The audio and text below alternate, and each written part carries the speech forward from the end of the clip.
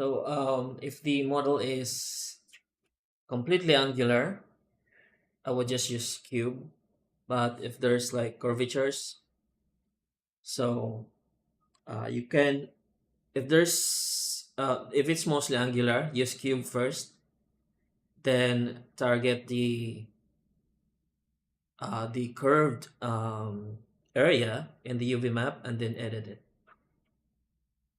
Or yeah, so for example like this. So for angular stuff like this, it's pretty okay. Uh, but if your model has something like this, then the cube or something like that. So the cube unwrapping will not work. But if your hard surface model has some parts that are angular, then you can use. So for example, there's two of them.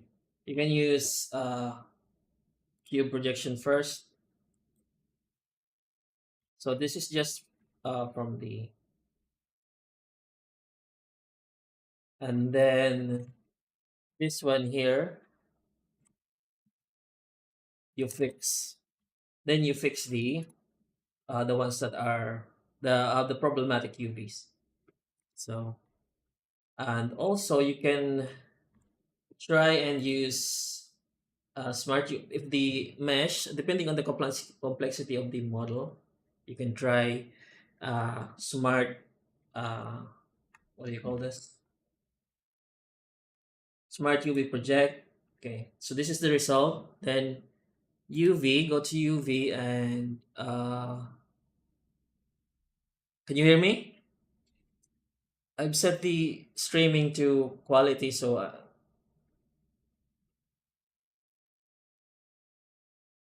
where is it? So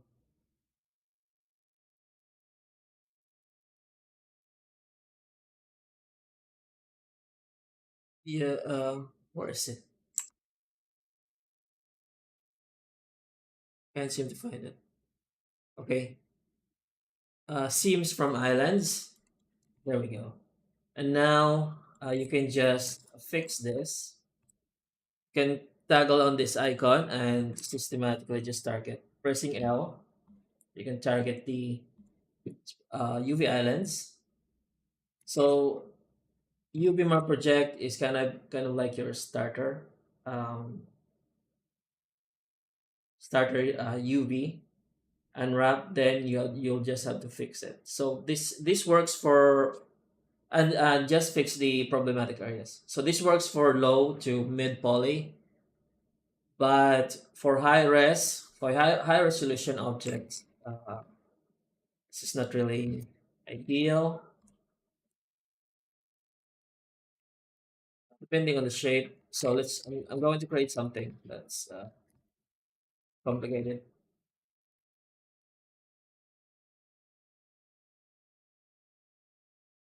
Okay, like this one, and and yeah, unwrap project. So as you can see, with higher resolution meshes, it's gonna be a problem, but um, still doable in some resolution.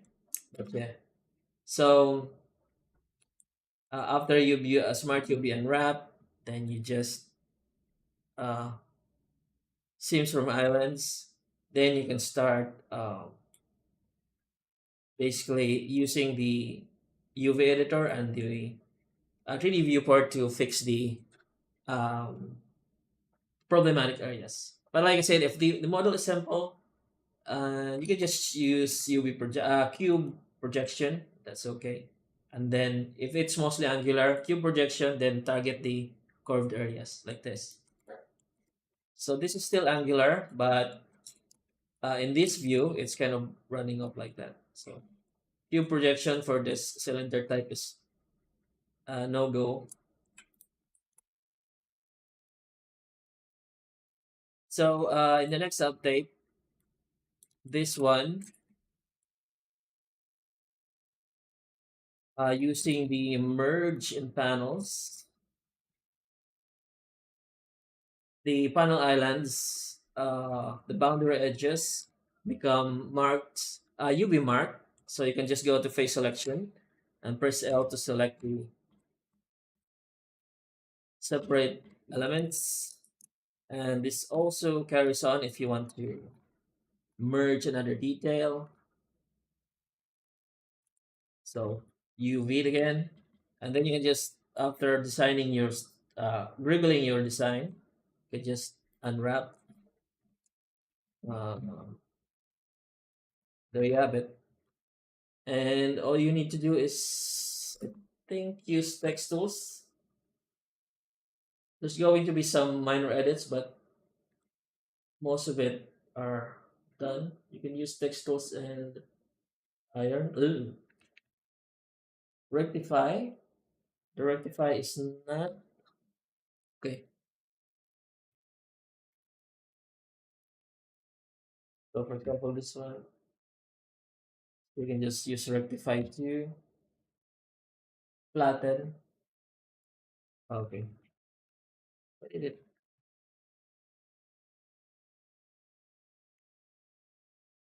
Yeah. So that's for the next update. Either. Right now I'm just testing, stress testing the script. Could have saved the yeah. So don't be afraid of UV. Um, it's not that scary.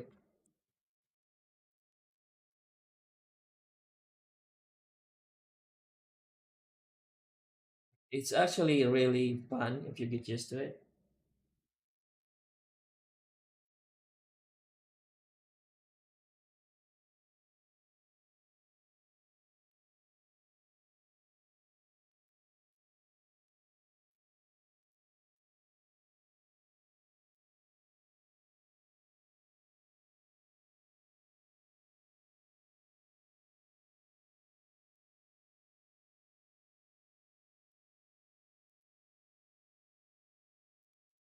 With modify panel cut as well. So this is our,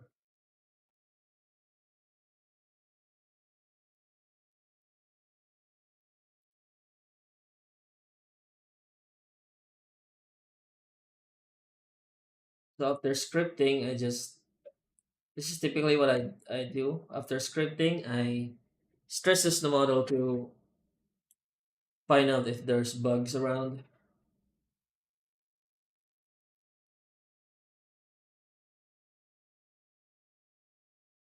Oh yeah, yeah. So I'm pretty lazy actually. So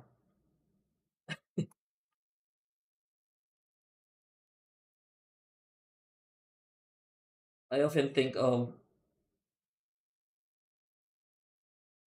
steps to actually make it faster, but it's not necessarily really that efficient at the end. But it gets the job done just for quick renders. Okay.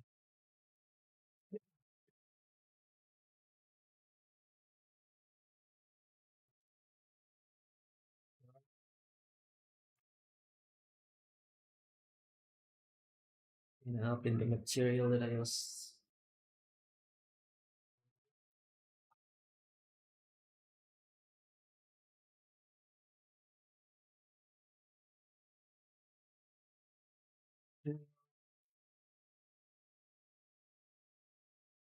Looking for a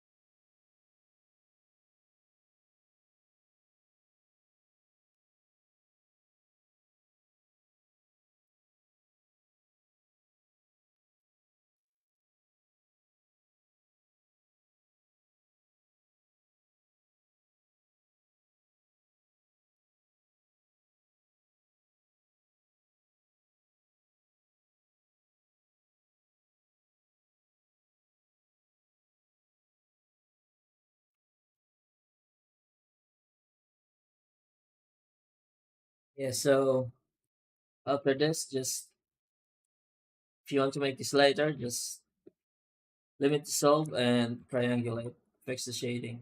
So you have an asset for the asset browser. You can just drag and drop to the scene. So using the sort asset add-on, mark as asset, description, blah blah blah, cylinder, test,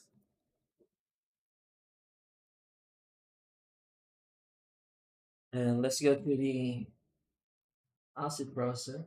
So the sort asset add-on is part of the creative bundle. Sort asset and search for test. You can just drag and drop it to the scene. So you have a background asset for your renders.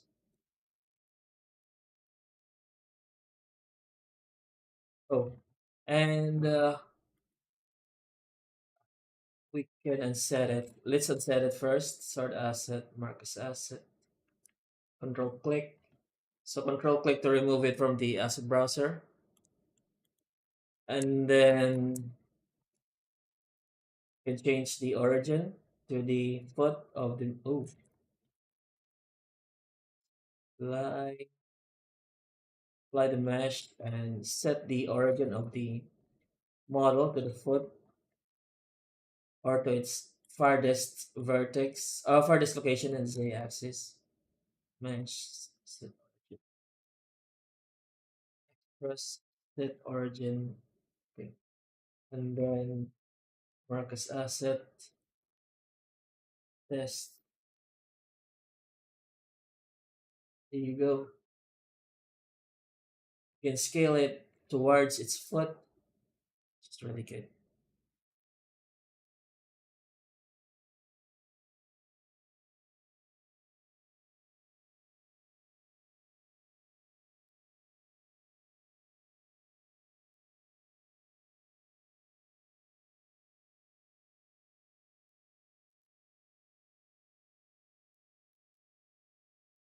Let's do another one. This time a crate.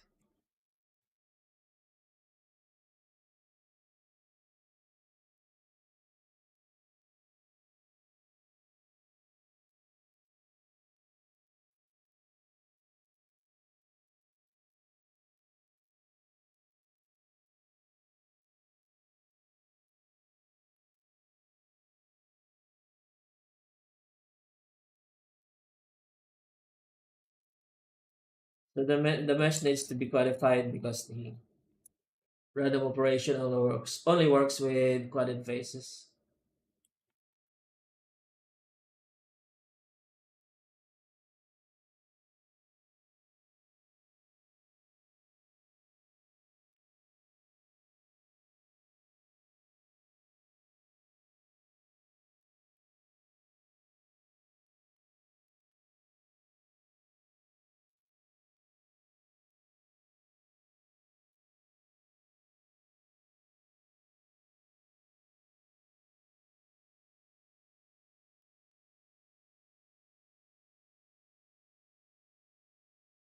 The new algorithm for its moving.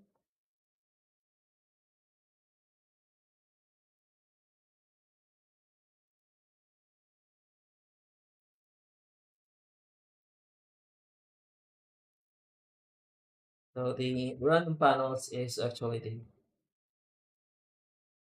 one of the oldest operator in the add-on, along with random loop extrude. They are the first two operators to actually exist in the add-on.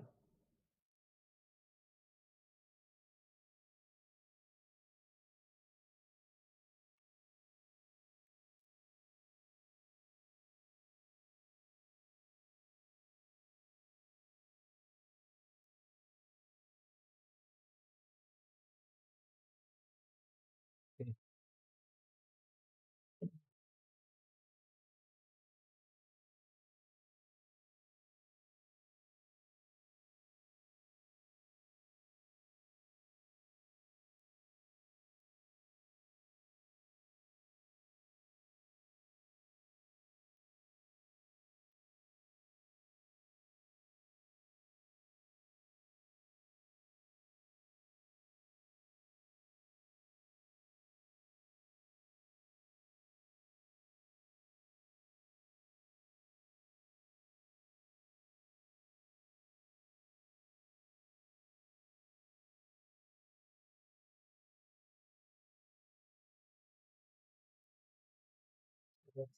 Um, Again, you can limit dissolve and triangulate. So this becomes like a asset for your asset browser.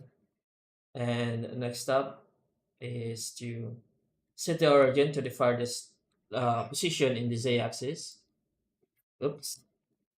Apply the mirror modifier first.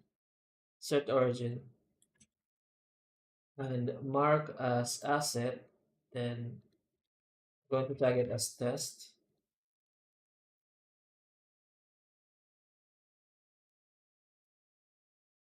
Then you can basically just drag and drop this two models you've seen. And since their origin point is set in their foot, essentially, when you scale it, it'll scale from that foot, so it will not scale away from the ground. That you stick it in our wall if you want. So, for example, here, if I stick it here, it will scale from the foot.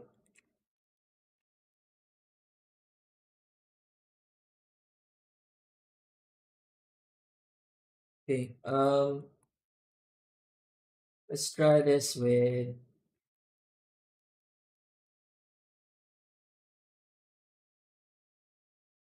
going to unmark this as asset. Get back to the outliner. Where's the outliner?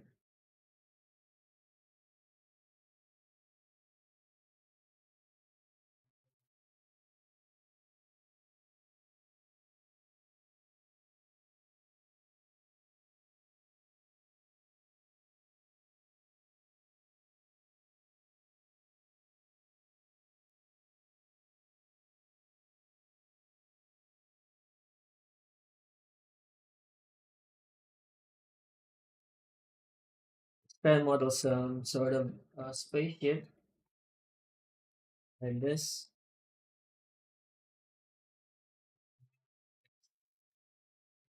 Just like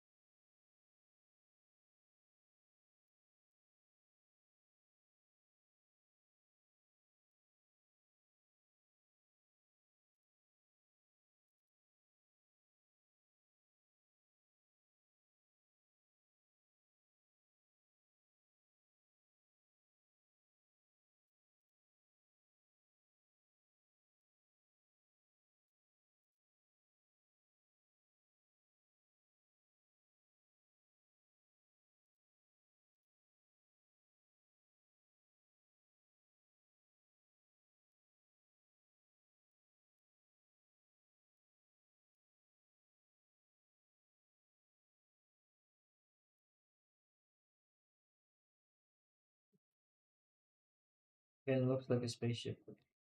Let's try this.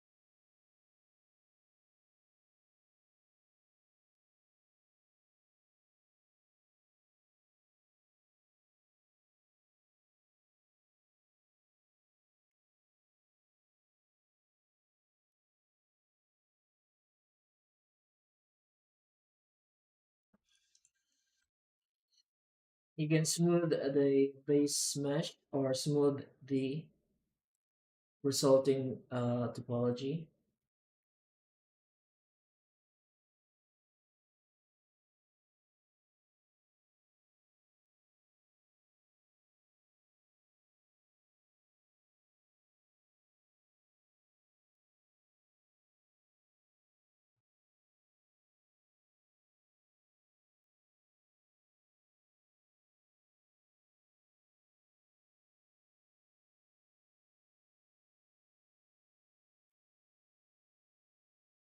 You can change the shading, see none, base, and top.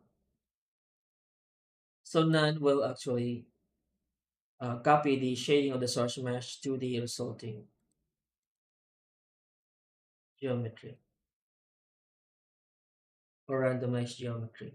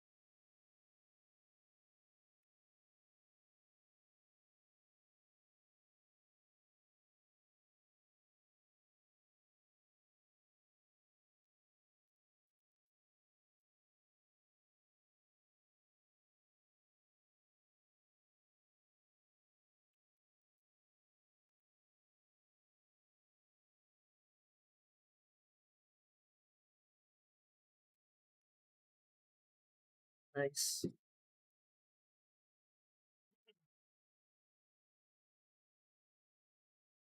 This wasn't possible before in the early days of the add-on. Well, it was possible, but I didn't know how to code it or haven't really realized how to code it.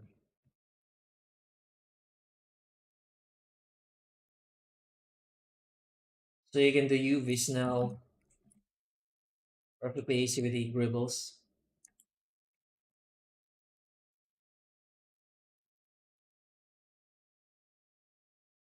The last one, and, uh, we're going to try the donut or tokamak. Let's try tokamak. Try a tokamak half exposed tokamak reactor. 64 and 24. And let's set this to shade smooth. So we're going to expose, basically expose the, wait, let's mirror this, X, Y, and Z, and let's expose this one. Okay, so this will be our tokamak reactor. Okay, we're going to flip the normal because the random gribbles will appear on the blue side. So to make it appear on the red side, we're going to flip the normal. Okay, and create the detail here. Let's try the. I'm going to use the merge toggle again. So basically, this is a destructive operation because the random gribbles are being merged to the um, source mesh.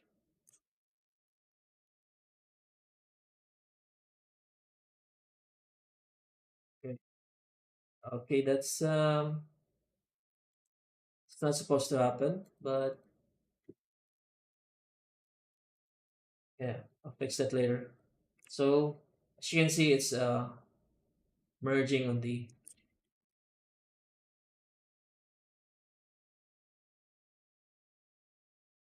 source mesh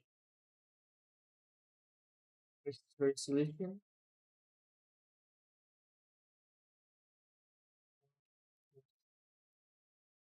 One, zero,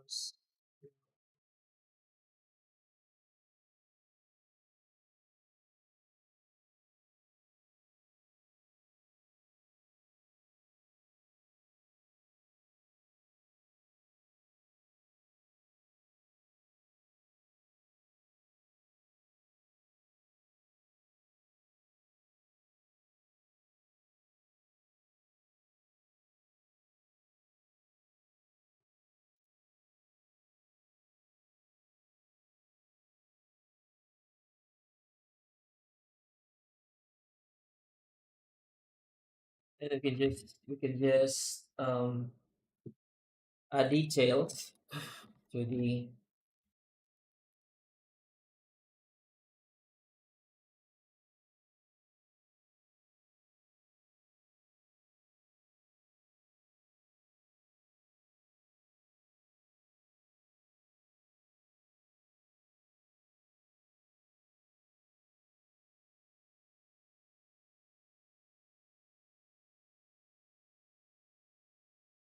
we didn't we don't need to use subdivision anymore because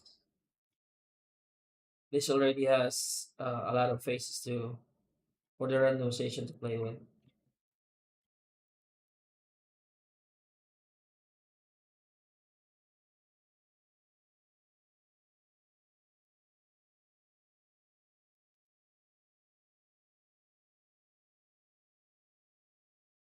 The, oh,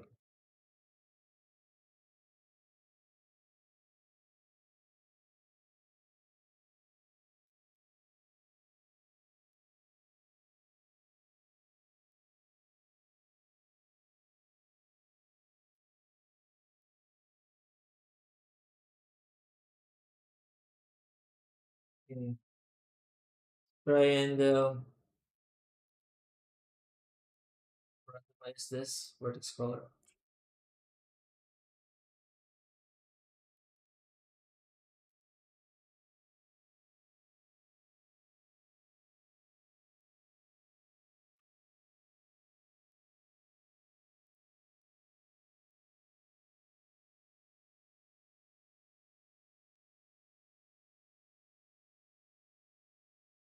I'm going to use another shader to make the details pop out.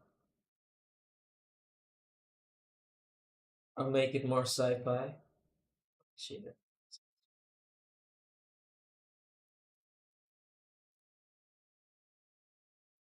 Up.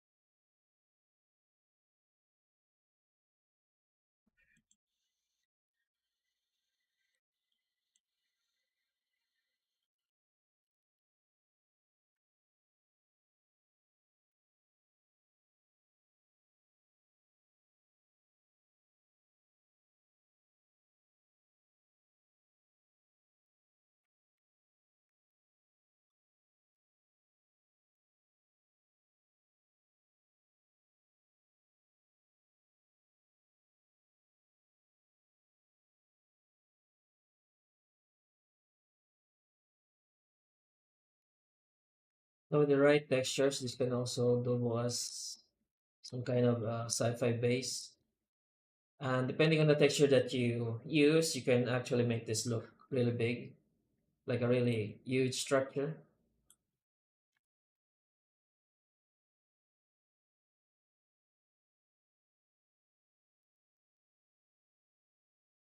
Okay, so it's going to be it for this live stream. I just wanted to test out and show you the new or the upcoming updates for the random flow, which is the new smoothing algorithm for random loop extrude and random panels. So random panels will have a much more complicated smoothing feature from random loop extrude because this this is of course a much more complicated operator because of the merging and all the other stuff. Okay, so thank you for watching. If you have any questions, use the comment section in YouTube or the links in the description. Thank you for watching and have a nice day.